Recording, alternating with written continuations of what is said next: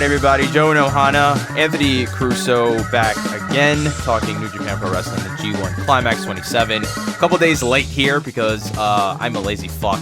Sorry, Kayfabe Tactics, I believe that was your name on YouTube, where Joey Nohana explicitly stated that we weren't going to slack on this, but well, when you work in retail, things suck dick. Hey man, I've got a job too. I work full time too, and I've been keeping track of this. That's true. Why don't you spend a little less time on Overwatch? Oh god, I love Overwatch. But anyways, we're here to talk New Japan. So we've got two nights, So we're gonna start combining nights here. We're gonna have both A block and B block nights because we got the two big nights over with in Tokyo. Well, oh no, wait. The second night was in Korakuen Hall. Yeah, they ran 4 shows in Korakuen Hall, right? No, 3. The first night was I think in Sapporo. Okay, well in any event, 3 in a row were in Korakuen Hall. In any event, the big shows are out of the way now. So now we're gonna go. The road to the G1 Climax finale starts officially. So we won't be having any English commentary until August 11th. So that goes to show you that I thought Kevin Kelly and Don Callis were going to be the whole way through. I'm surprised they aren't with how much English they've been adding. But he said they're going back to the States, so they'll rejoin us. Kind of sucks because I do really like their commentary. Yeah. I mean, I don't mind the Japanese. Obviously, the commentary for the Japanese guys are really good. Yeah. We don't know what they're saying, but they know what they're talking about. I'm surprised that they don't. That they fly them out every time. I'm surprised they don't have them just dub it in a studio. Just fucking stay there and live there. I don't understand. Not even stay there, but do it from a studio in the U.S. and just have it be there when it broadcasts. That's lame. I don't know. I don't. That's how NBC does the Formula One broadcast. I mean, I don't know. Not for every show do it there, but I mean, instead of being out in Japan for a whole month. Well, I like when it's shows. live. I like their reactions live a little better. I mean, you'd be watching it. They'd be watching it live. It'd be live commentary. They just would be live in a studio and fucking. Yeah, but you're not gonna get the Suzuki passing by going, "I'm fucking scared of his ass." You're just gonna be like, "Well, he's scary from here." Yeah. I don't know, but it's sad to see Kevin Kelly and Don Callis go for a little longer, just because they've been so good, so very good. Yeah. And Kevin Kelly is, in fact, the man. Kevin Kelly and why am I drawing a blank? Don Callis. No. Who are we talking about? Steve Corino. Steve Corino. I kept want to say Chris for some reason because we were talking about Chris Russo and Mike Francesa earlier, but what you call it? Kevin Kelly and Corino are probably my favorite broadcast combination. It's a shame that Corino's in WWE now. But Don Callis is a good replacement, though. God, there was once a time during my life where I would hear a guy going to WWE and I'd be so excited. Now I don't give a shit. Yeah. I don't care anymore. It's awful.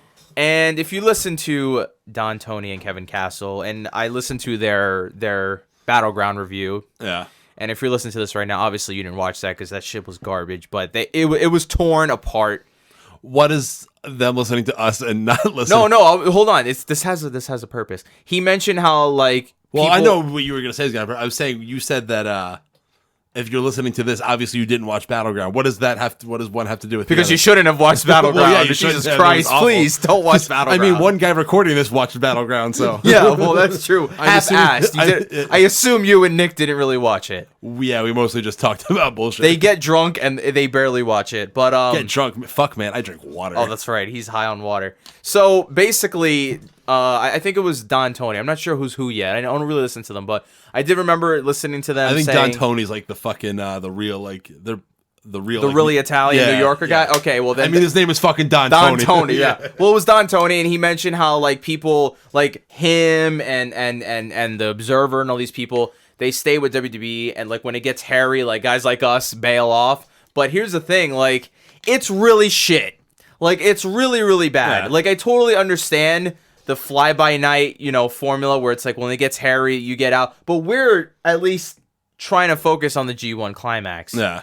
And we're not, solely dependent on WWE. I think we realized that WWE was really getting hard to talk about. Yeah. And then we had the G1 and New Japan Pro Wrestling. I don't know if they do New Japan stuff, but, I don't know. I've only heard a couple of clips from those guys. But, I mean, I guess, yeah, call us out for not being, true fans or whatever, but I mean... It's terrible. Listen. First of all, we don't earn a fucking dime off of this, which is our choice. That's fine. We're a low budget fucking... We do this in my mother's basement. Absolutely. The only place... It's really cold down here, by the way.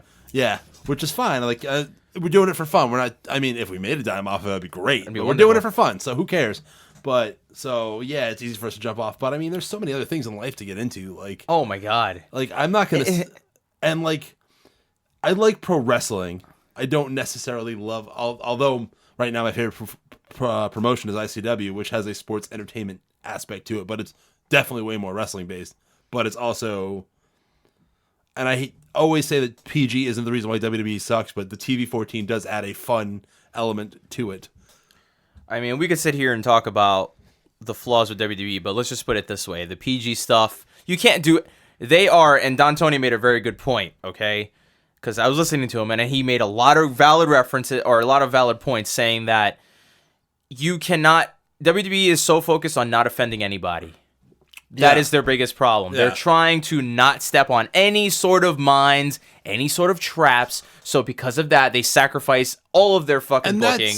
That is a lot to do with just the culture today, like how everything is. Like it's so PC and it sucks the fun out of a lot of things. And I've realized the reason why I like New Japan right now, and the reason why I'm going to invest my time in New Japan Pro Wrestling, is for one basic reason. They do not need storylines. I think I'm at the point in my life where television wrestling is very not interesting anymore to me, just because I don't need any more storylines. If we watched the G1 for a week, let's say we don't work, right? We could watch the G1 for a week straight and get it and knock it all out in one sitting, okay? Then you watch WWE. How many times have you watched New Japan and then watched WWE and been like, man, this fucking sucks compared to what we've been watching? Because every single time I go from one to the other. New Japan is so much more. I was saying to Nick, aka Tyson Tulude, for longtime listeners of the show, that between watching ICW and watching New Japan Pro Wrestling, going back to watching Battleground, it was such a chore to labor through that more than 3 hours. It was a long ass show. Battleground was. And the big issue with the wrestling world right now in WWE is just the fact that everyone says that they're off the wagon, they're not doing it anymore. This is the worst pay-per-view ever. Meanwhile, like us, who are not like the Observer, not like Don Tony, like they sit through it, and that's fine for them because they have a fan base. Even the Observer guys, like you listen to fucking, they don't give a fuck. Alvarez and what's his face, Meltzer, were talking the other day. Like it's the same thing I said, that like after watching G1, going back to watch Battleground, it's hard. Yeah, it's very difficult. Like they were so spoiled with the opening shows for G1 that they get this bullshit on Battleground. It's so bad. And the point I was going to make here is that technically, we do not have to talk about WWE. We did it because it was a fun thing to rant about. I'll be honest here. It was awful, and it's easy to talk about. It's fun to rant about, but the sitting through the 6 hours of television to get to the point to know the parts to rant about was such a fucking chore. You're going to tell me, okay, and we'll get to the G1 here. Let's get this out of the way real fast. Yeah. You're going to tell me that you're trying to invest me in Jinder Mahal, Randy Orton feud, right? And Chambi Nightmare and all this other garbage that's been going on. By the way, Randy's having a terrible 2017. Let's just put it that way. Yeah. His 2017's not been that fucking impressive. You bring the great Khali back. Yeah. Who the fuck cares? Yeah. Who the fuck cares? You go to a video right now, if you're listening to this. Go to the video for Alvarez and Meltzer, right, where they did they talked about the Punjabi prison match. You go to the bottom. There are Indian people who commented and said that no one gives a fuck about Jinder Mahal. They were upset that WWE was blatantly pandering to them. Pandering to India, who, mind you, are also humans, okay? And you don't need to be white, black, Spanish, or Indian to understand that this fucking sucks. Yeah. Okay, no language barrier can stop you from understanding that. Also, back to the point of the Indians commenting, there was a guy with the last name Wah who had an Indian name. And some dude commented like, you related to Chris Benoit. What a gag. Yeah. What a prank. Yeah. But yeah, like, really, why are they doing this? Yeah. And even one of the Indian guys said, you do not need to pander to us with the great Khali. You do not need to pander to us with Jinder fucking Mahal. Yeah. You pander to us with good wrestling. Yeah, because you have this, and I believe it's like the minority of people, but it's a loud minority that whines about not having every possible combination of race, sexuality, gender represented in all forms of media. I don't care. Yeah, I really and don't I don't care. think that most people do care. But there's this minority, but it's a loud minority that bitches about it. So everyone's got to have every kind of different group of person out there. Now that you know what sells product? It's not representing everybody. Well, yeah, you can represent people when it's fitting, when it makes sense. But putting a good product, no matter what it is, on the television screen is what sells your product. Not just blatant pandering and awful pandering. This fucking contingency of people who need diversity in their wrestling. Yeah. Let me tell you something. As a Hispanic male, okay, fuck you. 1, 2, if you gave me an entire fucking promotion of white guys, but they put on 5-star matches, why the fuck should I care? Yeah. Yeah. Do you really think I'm going to sit here and lobby for Carlito to come back? Fuck Carlito. He was okay. That's it. Really. Being white, being straight, being gay, being black, being Indian, being a woman doesn't make you a good wrestler because you're a minority. You're a good wrestler because you're a good wrestler. Or you're a good entertainer because you're a good entertainer. You're a good anything because you're a good anything. The most a Hispanic wrestler of like male or female would get out of me is, hey, we share the same race. Yeah. That's cool. I guess I'll vouch for her. But if she sucks, do I give a shit? Absolutely. No way, Jose. Fuck him. Yeah. I don't care. You know what I'm saying?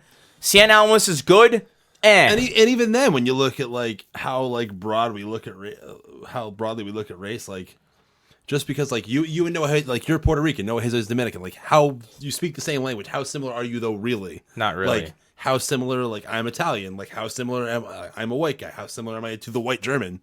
You know, it's pathetic. This whole fucking identifying with people because of race is such a dumb thing. Now, I feel when Triple H does his like recruiting, he tries to involve a lot of people like the CWC and the whole Mae Young Classic. It gives it like sort of like some sort of flair, I guess. Like, oh my God, we have Mia Yim. She's from South Korea going up against a Chinese lady. Yeah, it adds a sort of like an Olympic appeal to it. So I guess that's cool. Yeah, but at the end of the day, Triple H hunts out talent. If he's looking for diversity, he's also looking for good fucking wrestlers along with it. He's not looking for diversity and shit wrestlers, okay? So that's the problem with WWE is they're so worried about getting all these fucking people. And we should probably put a trigger warning in before this video, just in case any of the SJW types cut. I don't give a shit. Yeah. I really don't care, honestly. But yeah, so that's the thing. Speaking of promotions with dominating New Japan Pro Wrestling. Has gaijins, sure. Has all these nice people. But some of the best wrestlers are fucking Japanese. Yeah. Do we give a shit? Absolutely not. No. I don't even give a fuck. At the moment, right now, the best wrestler on the planet, and I dare anybody to debate this, is Kazuchika Okada. Is the best wrestler on the face of the earth right now. He's not my personal favorite wrestler. Not that I don't like him or anything. But you can't, there's no argument to be made that... Absolutely not. Yeah.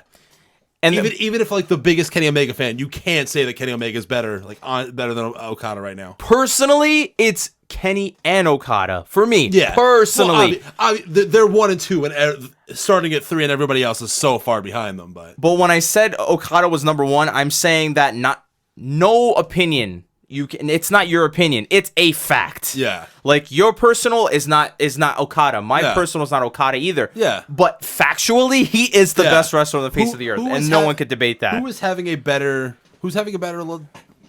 I mean, honestly, like Okada's been the most consistent top dog for the last 4 years. Who did he have a match with in the B block this past? Elgin, Michael fucking Elgin. They had a wonderful match. That might win match of the year in other years. But that might be like the 4th best Okada match this year. Yep. Yeah. So there you go, everybody. Okada's definitely the man, and anyone could debate that whether they like to or not. And you're going to be wrong. And it wasn't even like an opening match or like a closing match of the tournament. It was night 2. It was the second match on the block. Well, speaking of, I guess we should get into the A block action. Yeah, we should after this long rant, which we seem to be doing a lot of. Whatever, it's fun, but it's called venting. Yeah, because we need to sometimes in the wrestling world, especially since we haven't been doing the WWE show, so we don't really have that outlet. Yeah, we don't have an outlet to bitch about anymore. Yeah. And God, if I could, oh my God, if I reviewed Battleground, I would have had a fucking field day. But that's not the case here because I'm used to watching good wrestling right now. And plus, the G1 Climax Yeah. is filling up schedules left and right here. Yeah. But I've had to ignore friends to watch wrestling. That's right. So we have... Oh, shit, did you got friends? Huh? Yeah, right.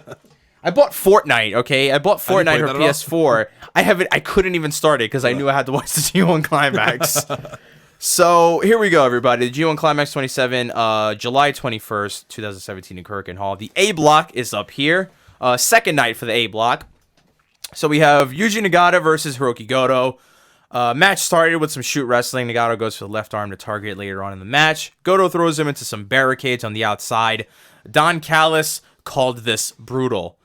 I just have one little rant. That's not brutal, Don. A guy getting thrown into a barricade's hardly fucking brutal. Hey, man, he's trying to sell the match. I know, but it just sounds so stupid. Yeah. Especially and when... and I'm not shitting on Don Callis. It's just weird to hear like a guy get thrown into a barricade and get brutal. Especially when it happens in like every New Japan match. Literally every match. If they released a Suzuki Goon compilation DVD, you better strap in because you're going to be thrown It would around. be 2 hours long, an hour and 45 minutes would be just stuff that happens outside the ring. You want to see an actual gang, like just fucking gang banging? Just watch the Suzuki fucking Goon DVD. I can't wait for that to come out. It'll be 45 minutes of wrestling and 5 hours of tomfoolery. Yeah. So Hiroki goes on the offense for a bit, has him in a chin lock until Nagata starts breaking out of it. When Goto slaps him on the top of the head, shows him some disrespect. And this is something that's been going on lately, is that the younger guys are sort of picking on the older guys. Like, Goto's not really a younger guy, though. yeah, but he's a lot younger than Nagata. Younger than Nagata. I think Nagata's got like 11 or 12 years on him. But it was Goto and Robinson who just slapped around these old guys. Stop picking on the old guys. Yeah. What's these fuckers' problem? You know what I'm Hey, saying? man, it's time for them to get the fuck out. Nagata's what, 49 years old? Something like that, yeah. 49, and he works like he's 35. Yeah, It's Nagata's been. ridiculous. I mean, I know he's lost every match so far, but Nagata's been putting on a hell of a performance. He looks very good for a loser, let's put it yeah. that way, as opposed to Jushin fucking Thunder Liger, who just ate shit that whole Super Juniors tournament. Yeah. And I wanted to remark about this too, that the quality of matches in this tournament, like the Super Juniors were fun, but the quality of matches in this tournament dwarves the Super Juniors. This has been way better quality. And I was going to bring this up, that this is my first G1 following it from front to back, okay? And I'm thinking to myself, you're watching every match up until this point, and not a single match has really been that bad. No. I mean, if you want to, like, obviously take away the Yano matches, which are so, but his match with Kojima was not even that bad. Even the Okada match, like I thought him, like Okada kind of playing along and doing some dumb shit. I have not seen a single boring match this whole tournament, and it's been kind. And I'm thinking to myself, this can't be right. This had to have been a lot better, like G1s in the past. Now maybe you might see it start to slow down come match 6, match 7, match 8. But as the natural wear and tear, but this is like a streak of really good matches here. They're not like lagging here. Yeah, no, they're putting out quality performances. So after Goto, Young Boys, Nagata around, Yuji gets visibly pissed off at this and fires back with a kitchen sink. Nothing like a good old kitchen sink to stop a guy right in his fucking tracks. Not for all you ICW fans. It's not Liam Thompson's kitchen sink, or I'm sorry, now it's Wolfgang's kitchen sink. But I don't know that reference. Yeah, you won't get that reference. I don't get the reference. Start watching ICW, man. It's all worth right, it. hold on. Let me add it to my DDT Universe collection. Okay. Yuji starts whipping his ass with some forearms and suplexes. Goto hits the Ushigoroshi, but for only a 2 count. Yuji escapes a GTR, and when Goto thought he had him right where he wanted him, the veteran catches him slipping, puts him in the Nagata lock, rolls the eyes. Yuji gets a 2 count out of a pretty revolving suplex. There was a name for this, the revolving suplex. It was like a suplex that he kind of turned. I don't remember what Don Callis said. I was trying to pick apart what I rewinded it like 8 times to figure out what he was saying. Because I know what you're talking about, but I remember. I couldn't even hear. If there's anyone that could tell me, please let me know what this suplex is called. Because Nagata does Put it in a the lot. comments down below on the YouTube channel. Crowd really started firing up after the suplex here for Nagata. So they got on Nagata's side over Goto here. They trade blows for a bit, clearly exhausted at this point. Yuji appeared to be in control until Goto counters, hits the GTR, and gets a 3 count to get 2 points on the board here. So Nagata was very beloved by this crowd. Obviously, he's Yuji fucking Nagata. But Yeah, they did not give a fuck about Goto in this matchup. They were Yeah. totally on the side of Yuji, but Yuji takes an L here. And I think this is going to be the story of Nagata's matches. I think every match he's going to take the guy to the limit and just come up just short until the very end. He makes you work for those wins, man. He's not a slouch, and he's no fucking pushover. So we got Togi Makabe, my co-host's probably favorite rivalry. Yes. Togi Makabe versus 2014, 2015 for the Never Openweight title. So we have Tomohiro Ishii versus Togi Makabe in a match that can only be summed up by saying one thing. It was a fucking fight. That's what it was. This is pretty much every Ishii Makabe match. This is part of the core. Part of the course. Part of the core. Yeah, but this was just a fight, man. I mean, I don't know what else to say. I mean, I have a bunch of stuff, but it was basically two guys that beat the fuck out of each other, and that's what it always is. But I guess let's get into it. So, they started this match by shoulder blocking the living fuck out of each other. Okay, Ishii starts lunging him into the barricades on all four of the sides. Sternum first, so we start selling the sternum here for Makabe. So Makabe is really hurting at this point. They fight for a bit. Ishii hits an avalanche superplex, which is just fucking amazing. I love that spot. Makabe hits some nasty lariats, then a powerbomb with a stacked pin, but only for a 2 count. Togi then takes Ishii's head off with another lariat. Again, only gets a 2 count here. A power struggle between the two on the top rope until Togi drops him with a belly-to-belly, then hangs on, Tree of Woe style, and then sets up the King Kong knee drop, but misses.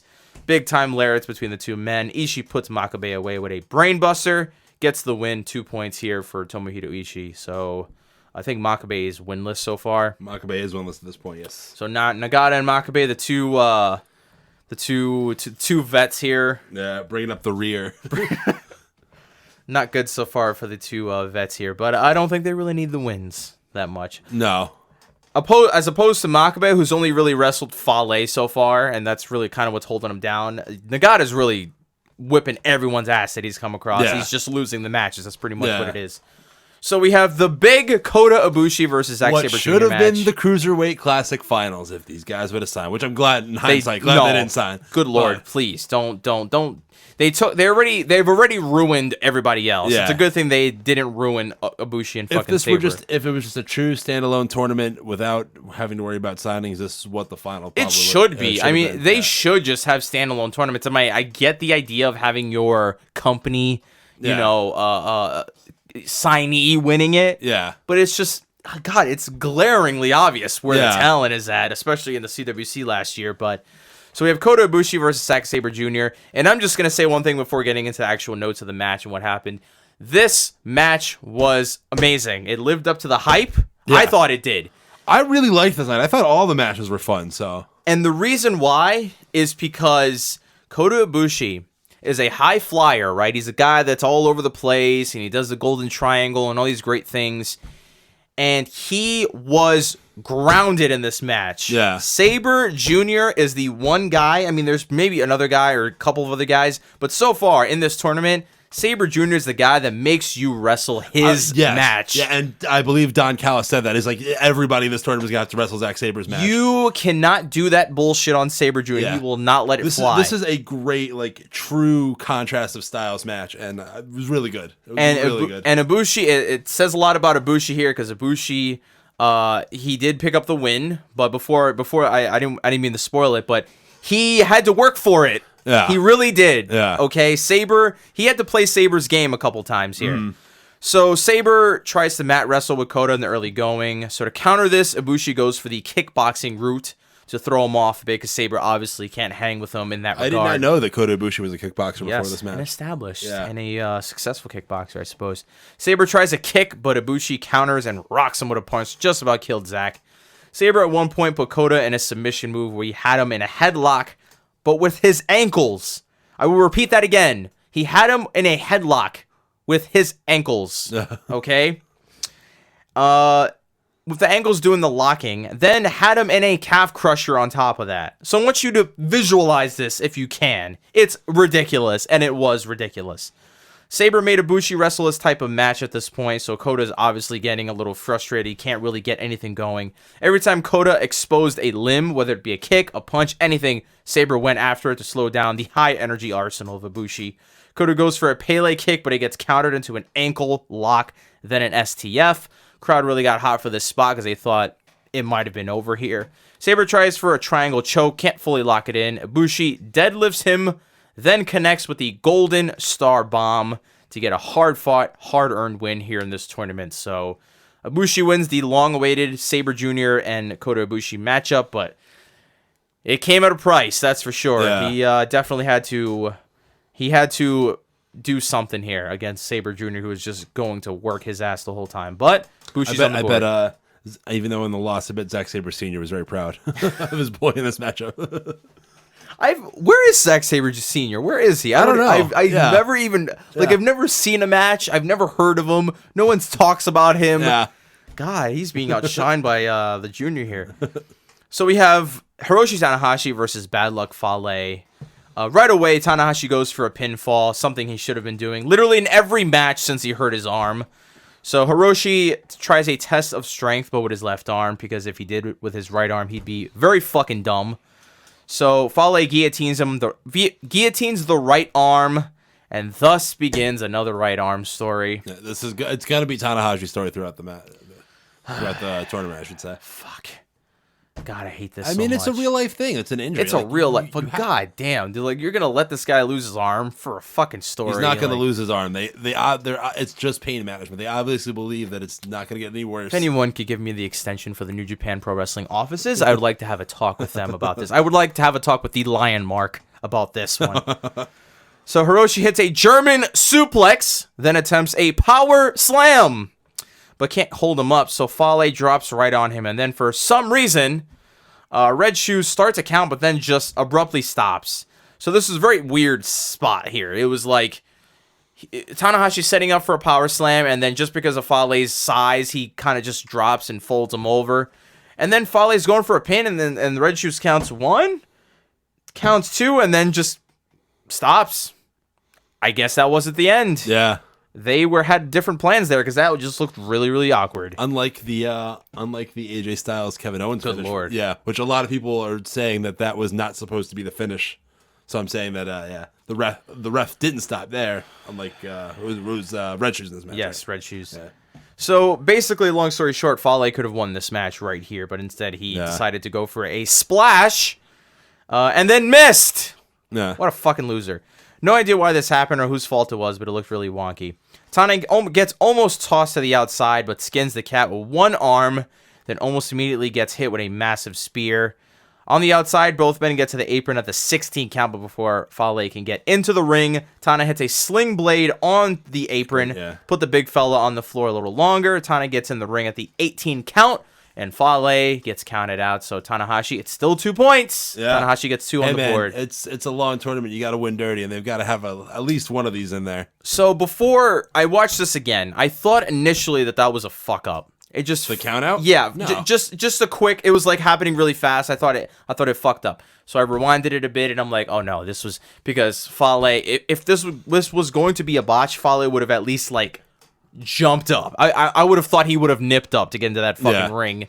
They wouldn't hit the move so late, I don't think. Yeah, I suppose. But just because they got on the apron, so I thought for a second that they stopped the count. Yeah. So it's like they get on the apron and then they stop the count. But because the count like lagged between, I believe it was like 17 and 16. They got on the apron and it was like 16, pause, 17. So they're trying to build the drama, I guess. So, I thought this was a botch, but here's the thing. Botch or not, this made all the sense in the world. Yeah. Because why the fuck would you not get this win here for Tanahashi? Especially like Tanahashi being the smaller man and an injured man. Against a larger get a win, fellow. This is how you're going to get a win. Yeah. Yep, so whether it was fucked up or not, this was smart victory on Tanahashi's part. So we have Yoshihashi versus Tetsuya Naito to close out this night of A block action. So Anthony told me that this was a very slow match. It's the second half.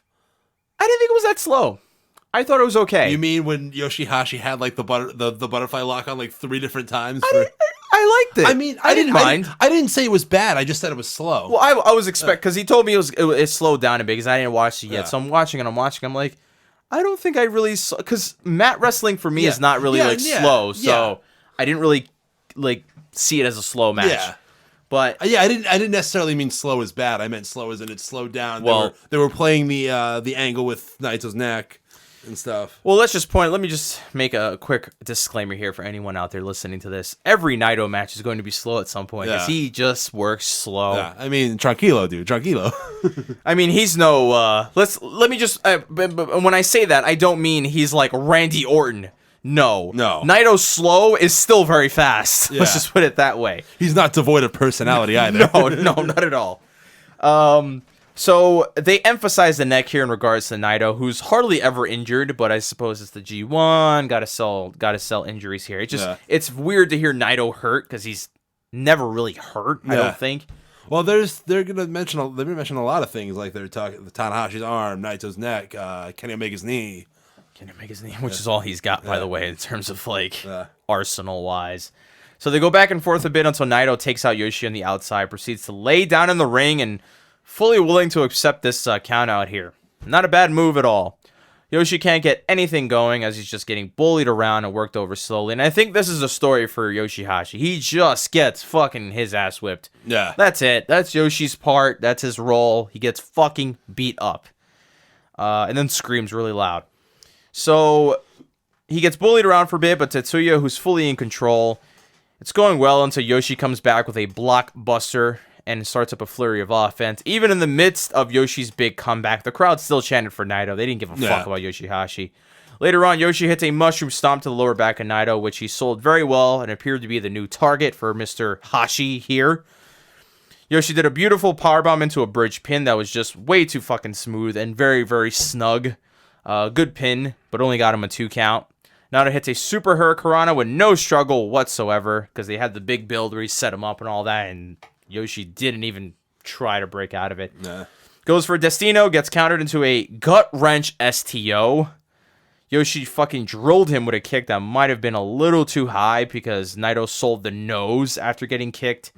Looked like he hit him in the neck, but Naito chose to sell the nose. I don't think he kicked him in the nose. It was more towards the Adam's apple. Yeah. But Naito hits the ropes for a lariat, gets countered into a code breaker. That looked a little weird, but nonetheless, it was a code breaker. Yoshi has the butterfly held in for quite a long time. Looks like Yoshi might get the upset win here until Naito lunges at the ropes.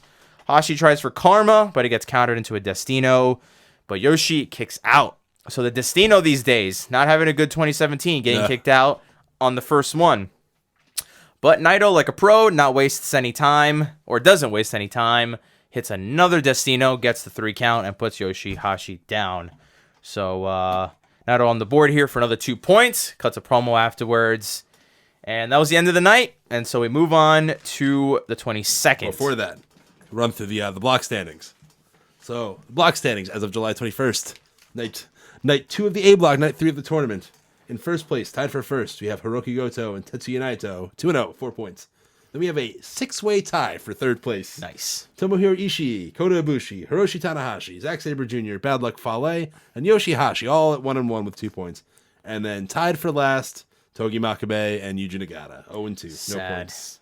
Sad. Still a long way to go. Still 7 matches left in the tournament. Goto and Naito, top of the charts here. It could easily flip, man. Goto and Naito could finish tournament 2-7, and Makabe and Nagata could be 7-2 at the end. I can't wait for it. Nagata and who's in the B block that we could root for here? Kojima. Yeah. Kojima all the way, then. Kojima all the fucking way. So we have July 22nd in Korakuen Hall, still in Tokyo. So we got B block up next. We have Satoshi Kojima versus Toru Yano. So Yano starts this off in hot fashion by squirting water in Kojima's face. Attempts 2 pinfalls. Surprisingly, does not get the win in 30 seconds. Yeah. I was shocked. Yeah. Kevin Kelly mentions that Yano is a college grad, and Don Callis questions the educational system in Japan. Yano beats him up on the outside. Kojima came up selling the back, so Yano took advantage of that, throwing him into an exposed buckle. Match comes to a close when Kojima takes the elbow pad off, looking to kill this fucker Yano, but instead the college graduate orchestrated a spot where he low-blowed Kojima twice with the assist of Marty Asami, who did not get a single look at any of this. Yeah. And he rolls up Kojima for the victory. And my only gripe with this is that I don't know why, maybe someone could tell me differently, but winning with a low blow is just so fucking lame. Like, I've never ever thought it was good. Like, I think it's just terrible. Yeah, well, I mean, your balls are sensitive. Like, your balls are sensitive, yeah, but your back could kick out. Yeah, you could literally just move. Man. But still, like, it's not when finishes happen. It's not that you're incapacitated. It's that you don't have the will or the drive to want to continue the fight any further. So we've got guys getting hit with spike pile drivers going, I'm almost dead. I might as well lay here. Hey, man, the neck's a different story. And then you've got Satoshi Kojima who goes, my fucking nuts hurt. You know what? I can't possibly get out of this. For how many low blow spots there are in wrestling, like, you think these guys would wear a fucking cup or something. You think they would, like, learn to kick out of these or train their ball sack to kick out of these things? Well, it's not even training your ball sack. Just wear a fucking cup. You mean to tell me that a man gets hit in the balls, and granted, it hurts. Of course it hurts. But it hurts enough that it just takes you completely out of the match? Yeah. There's no way. There's no way. Well, I mean, it's hard enough. You're winded. Your balls hurt. Your stomach hurts. You're winded. You know, you don't have for those 3 seconds, you might not have the drive to continue any further. I just think it's fucking hilarious. You get spiked pile drivered and you're like, wow, I'm clinically dead. But you get blown and you're like, fuck, my balls hurt. I don't want to do this. And you're done. And that's it. I'm going back home. And I mean, like, it's against Kojima. Like, of course you're going to get this kind of fuckery in a match. You can do that with Yano. God. And by the way, good on Yano for, like, especially, like, a Japan crowd who's not as interactive as the U.S. crowd. Like, well, interactive in a different way.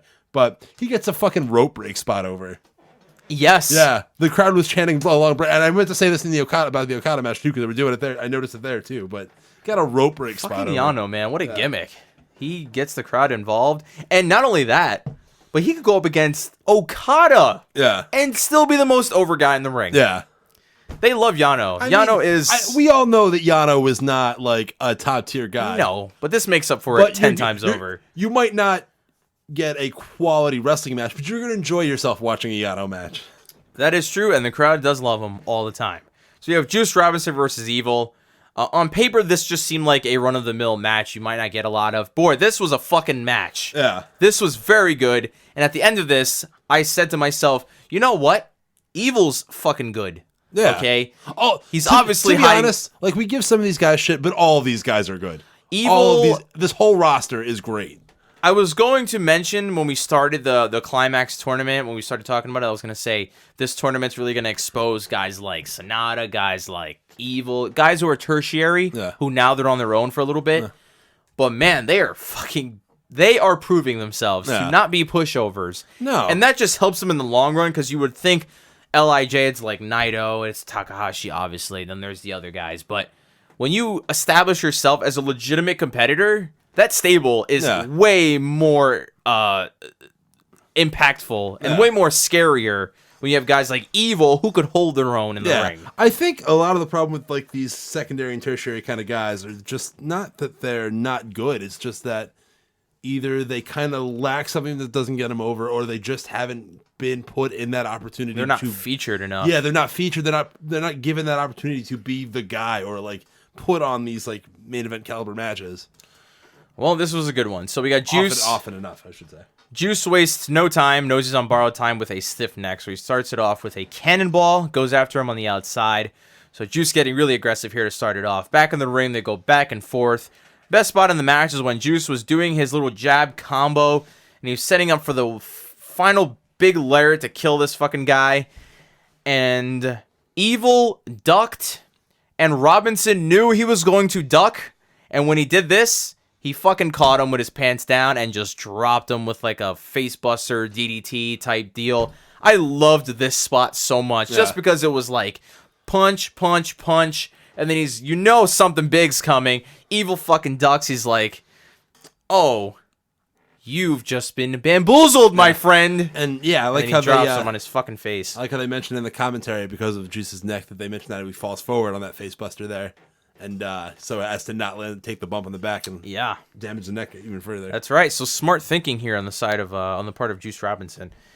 Robinson gets the crowd on his side some more with a Kokeshi of his own. Yeah, I like that he's been doing that, paying homage to Tomoaki Honma. Juice gets a big lariat, then a fall-away power bomb, but can only get a 2 out of it. Juice tries for the pulp friction, but then a sequence of counters happens, and every time the other would counter something, the crowd got hotter and hotter and hotter for this matchup towards the end. Finally, Evil hits a massive lariat, but can't put him away until he hits the Everything is Evil STO. And finally, Juice gets put away. So Evil gets on the board here against Juice Robinson. Great match, wonderful match between two guys who you didn't really who've been doing 6-man tag matches this whole fucking time. But look at that, man. Yeah.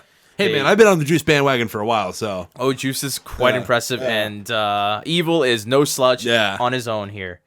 So we've got Minoru Suzuki versus Sonata. We have, so upon Suzuki's arrival, kicks a young boy right in his fucking balls, man. Poor fucking kid. Just can't get away from Suzuki. So when the bell rings, Sonata, who's usually unfazed, shows little emotion, if any at all, gets slapped around by Minoru, and Minoru is just trying to shake him a bit. Sonata responds, finally snaps out of it by beating the fucking hell out of him, working over the bully known as Minoru Suzuki. So bullying him around. They fight in the crowd. Minoru even uses a chair. And then the officiating comes into question here, because at one point Kevin Kelly makes a comment of saying, or makes a comment of the night, by the way, of saying, you basically have to pull a knife out here in New Japan Pro Wrestling to get disqualified. There is virtually nothing you could do to get disqualified. Yeah. And you know what? I'm so glad Kevin Kelly said this, because fuck, it's true. Yeah. And it mirrors my beliefs right now with this officiating. Hey, man, it's the G1 Climax. It's like playoff sports, like especially like in football or hockey or whatever. Like the referees, they don't want to like have fucking touchy calls. I mean, not that was a touchy call in a lot of these, especially these Suzuki matches, but they don't want to have Chair these to the touchy back, calls. no big deal. Yeah, no fucking big deal. Interfere. They want the guys to wrestle it out or play it out. You know. Well, after he made that remark, he did say that the people do not pay to see the refs. Yes. So they pay to see the action.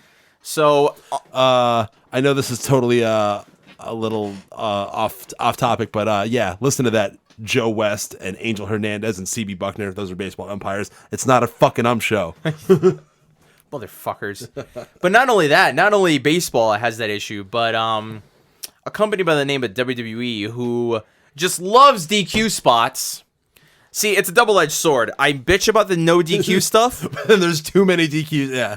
But it's not that bad compared to what WWE does. Yeah. It's like, they don't want to have a definitive ending. Yeah. New Japan, they demand a definitive ending. They will not let you get away with some bullshit like chair shot. Because they don't run as many shows that advance a storyline, so you don't need to like push a rivalry for like 20 shows. And this is a tournament. Yeah. So it's pretty much over as soon as it begins, so there's no reason. But at the same token, it's like, you know what? I bitch about the not that much officiating going on here, but I would rather have two guys settle it out than have some bullshit happen on the outside. So that they got that going for them.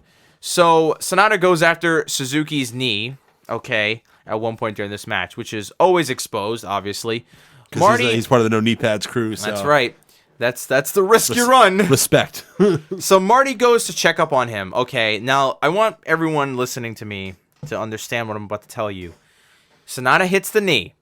Then he goes after it again. So Suzuki's in the corner, kind of like near the corner of the ring, kind of like selling the knee or whatever. So Marty Asami goes to check up on him. In plain fucking view, Desperado gets in the ring and starts to attack Sonata. Not to the back of Marty Asami.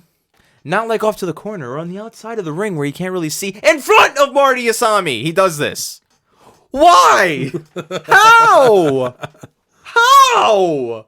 Like, if you don't believe me, go back, watch it. Now, granted, I might be exaggerating a bit, but at the same time, and Anthony's right in front of me, so he'll obviously understand what I'm trying to say. There's Desperado, and here's me being Marty Asami. There's no fucking way you can't see a guy with white fucking paint get into the ring. Yeah. Okay? God, Marty Asami sucks. Like, why? I'm sweating over here. I wonder I have my shirt off. I wonder what his performance review is going to be like at the end of the year. I'm going to yelp about this one. He's not getting a raise. Not at all. Sonata tries multiple times to put in the Paradise Lock, but Suzuki fends him off, eventually getting all tied up and countering it a bunch. or he gets tied up after countering a bunch. Yeah. Kevin Kelly Took him like 3 times to do Oh it. yeah.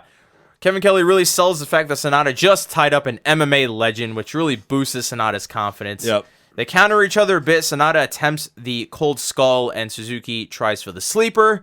Suzuki nails the Gotch-style pile driver, gets the victory here in a hard-fought battle for Minoru Suzuki here over Sonata, who, once again, just like Evil, no fucking slouch. No. Very good on his own, very legit. He wasn't former TNA X Division champion for nothing, Say dude. Sonata, that's true, but Hyundai Sonata, as Robbie E. and Jesse Goddard called him. just a word of advice for Mr. Sonata. I just want to say, just smile, just be happy.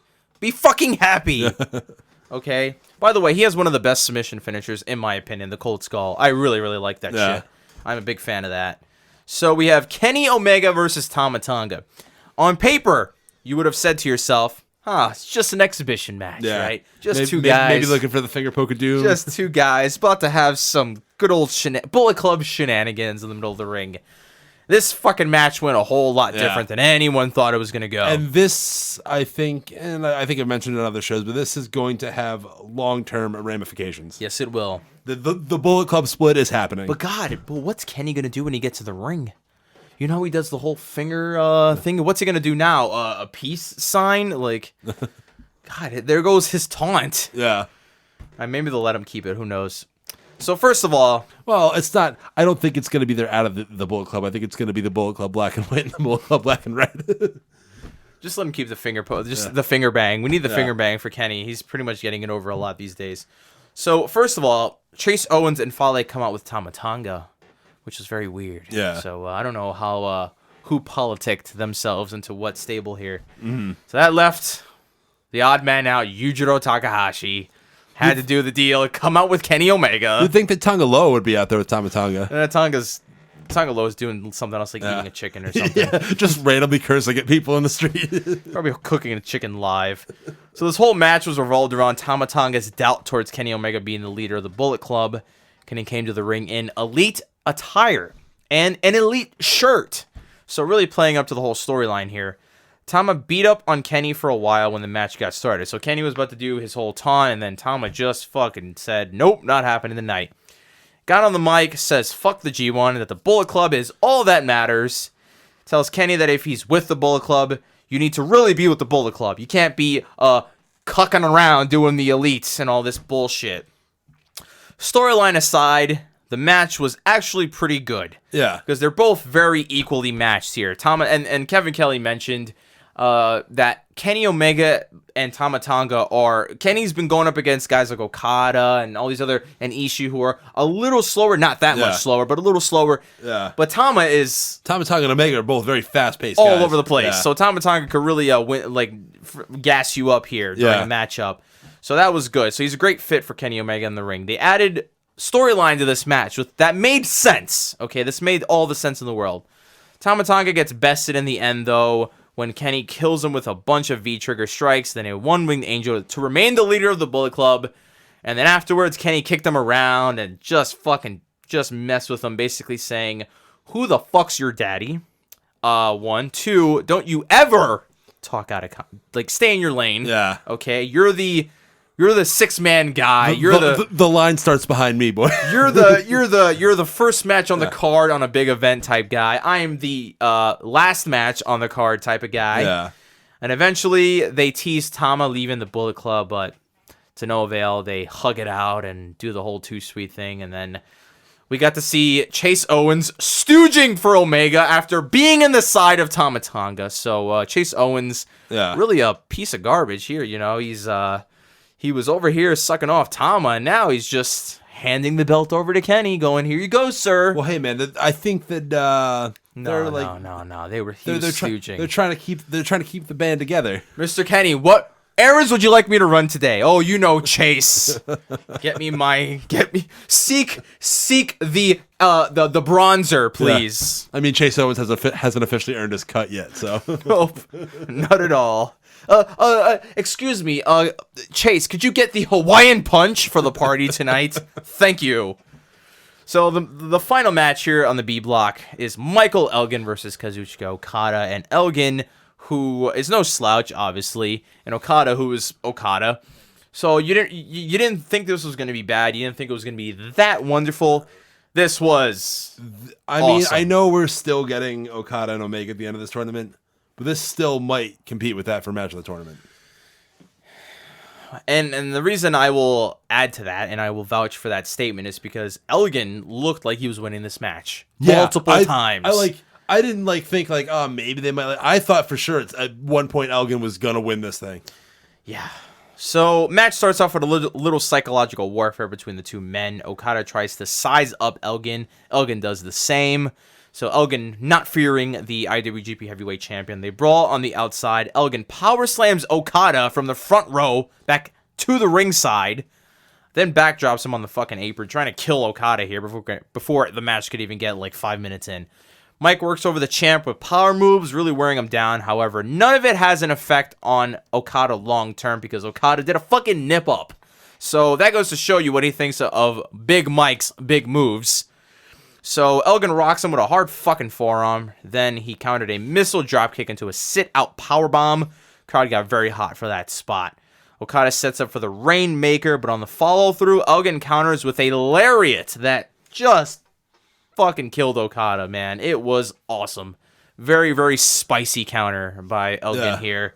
And the crowd got hot every time Elgin fired back, man. Yeah. I don't know if it was because they liked Elgin, but I think it was because Elgin had the balls to really stand up against Kazuchika Okada. So Mike hits a big-time lariat, then an Elgin bomb that I could have swore ended this matchup. And I'm pretty sure anyone in the crowd or watching this match thought it was over here. Okada kicks out instead, shocking pretty much everyone. After trying twice for a deadlift suplex from the apron, Elgin settles for a superplex that connects. Okada tries for a Rainmaker that gets countered into another Elgin bomb, but only gets a 2 count. So Mike can't do a goddamn thing to Okada here, man. He is got a fucking back that is meant for power bombs, I guess. Elgin goes for a Burning Hammer as the final attempt here to kill Okada. Because apparently at this point, the only way to really beat Okada is to fucking kill him. Yeah. But the champ gets out of it. It's a Tombstone and a Rainmaker to get the victory here over Elgin in a very, very tough match for Kazuchika Okada. So overall, Anthony, B-Block night, favorite match. Okada and Elgin, I suppose. This is probably going to be favorite match. We can say it's favorite match of the tournament already. And we're what? 20% in. That was a great match. And Kenny and Tama was a good match. It had storyline. Storytelling, yeah. So that was where it's not. I wouldn't categorize it as a great a good match. But that's part of having a good match is the storytelling. No, absolutely. Match, yeah. But it was more involved. The story was good, but it was more revolved around the storyline. Yeah. Well, the work was good. Yeah. The actual in-ring stuff that really surprised me and I thought was very, very good. Juice Robinson and Evil. Yeah. I'm very much a big fan of these lower matches, and it's here. nice that you get to really see these guys shine, and not just in an 8-man tag. I said it earlier in the show, and I'm going to toot my own horn again. I've been on that Juice Robinson bandwagon for a while. So, God. Well, so I'm gonna say Evil and Juice Robinson favorite match of the night here, and we have the A block. So if you remember any of the matches that we went over, I should have went with the A block first, but there's A block. It's got to be Ibushi. Ibushi and Sabre, yeah. Not even a discussion here. And I thought the whole night was great, but it's got to be Ibushi and Sabre. I mean, it's pretty tough to really decide a good match here because everybody's been doing really fucking good. It's not like it's one great match, one good match, and then the rest is bullshit. Yeah, man, it's just like Neapolitan ice cream. You just don't know what to go after. Ew. Strawberry is gross. And chocolate ice cream over vanilla every single time. So, yeah, it's not like Neapolitan. That was a bad reference. That was a bad reference. Yeah, I don't know why. Vanilla ice cream's terrible. It's really only about... It's not terrible. It's just boring. Okay, what if there was a Neapolitan with Rocky Road, dark chocolate ice cream, and... Oh, you don't like marshmallow ice cream? Nope. And, yeah, I don't really like... Rocky Road is So, oh, my God. Well, we'll end it with that. This guy doesn't like Rocky Road ice cream. We're not going to get a good metaphor for this. All right. At the end of the show, we'll do the B-block standings. All right, so the B-block standings are as follows. Pretty much like the A-block. Tied for first place. Kenny Omega and Kazuchika Okada. Surprise, surprise. Yep. They're both 2-0 with 4 points. Tied for third place, a 6-way tie. We have Tama Tonga, Evil, Yano Toru, Minoru Suzuki, Sonata, and Juice Robinson all at 1-1 with 2 points. And then bringing up the rear, Michael Elgin and Satoshi Kojima 0-2, no points. Sad. Yeah. Kojima and Elgin, man. But again, man, it's two matches in. There's still 7 matches to go for everybody. That is true. I really hope Elgin climbs. Kojima. I hope Kojima after this climbs. performance, Elgin's gotta. He's not gonna win it, but Do you think they book this on the fly, or they kind of have the standings? I would imagine they'd have the standings played out here. There's no way they're gonna like change like the victories here this late. No, it's got to be planned out because when they went in with that fucking ridiculous tie from the junior one, where everybody was fucking tied. That's true. Yeah, no, it's got to be. Yeah, they book way ahead of time. There's no changing a lot of this booking here because I was gonna say Elgin is doing really fucking good. Yeah. So let's say he's supposed to end up with a certain record, and they're like, you know what? Let's get this guy a little higher in the standings. I don't know if that's how they do it, but I have a hard time believing that Elgin has that match and is like 2-8 or 2-7 in this tournament. I hope not. I gotta believe he's gonna be like 6-3 or 7-2 when it's all said and done. And I know I might be a little this might be like kind of a off thing to say, not really off, but kind of something that's not very popular.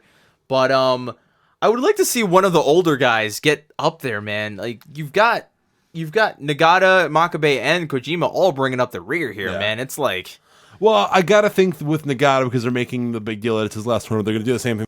yeah, so sorry about that, everybody. I slammed the table as hard as humanly fucking possible, out of spite of the Blue Justice. Yes, he was very upset that Yuji Nagata is... Fucking, so my laptop bricked up, and that would be the last time I ever slam my fucking table down, or the table near the fucking laptop. So, with that being said, we'll just wrap it up here. We'll see you guys for the 23rd and the 25th shows in the Mashita Gymnasium. So we've got we're going to combine 2 of the nights, A block and B block. I'm currently watching the A block, so then watch the B block tonight. And hopefully, maybe tonight, maybe tomorrow, we'll come back again. Yeah. So we'll see you guys next time. Take care.